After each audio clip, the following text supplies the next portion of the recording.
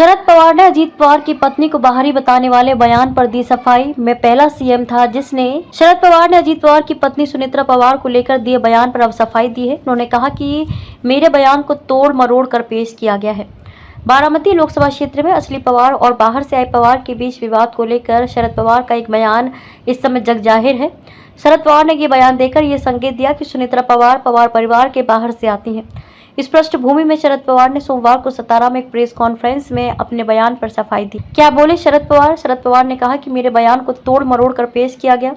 मुझसे जो सवाल पूछा गया मैंने उस पर बात की। अजीत पवार ने क्या टिप्पणी की थी? आपने शरद पवार को चुना है, आपने मुझे चुना है, आपने अपनी माँ को चुना है, अब अपनी बहू को चुने। मैंने उनके बयान पर टिप्पणी की थी। मेरा भाषण केवल अजीत पवार के उस बयान तक ही सीमित था। शरद पवार ने कहा कि मैं इससे अलग कुछ नहीं कहना चाहता।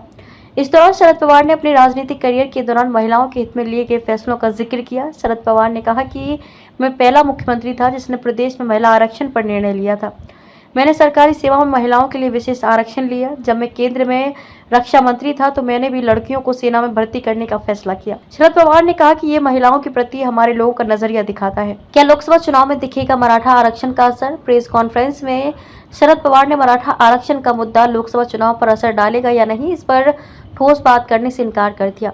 उन्होंने कहा कि मैं मराठवाड़ा गया था, वहाँ लोग नाराज हैं। ये लोग मनोज जारंगे पाटिल में रुचि रखते हैं, लेकिन ये दिलचस्पी वोट में कितनी बदलेगी ये नहीं पता। मैं जारंगे पाटिल को बहुत अच्छी तरह से नहीं जानता। शरद पवार ने कहा कि मैं अनशन की शुरुआत में उनके मुद्दों को समझने के लिए एक बार उनसे मिला था।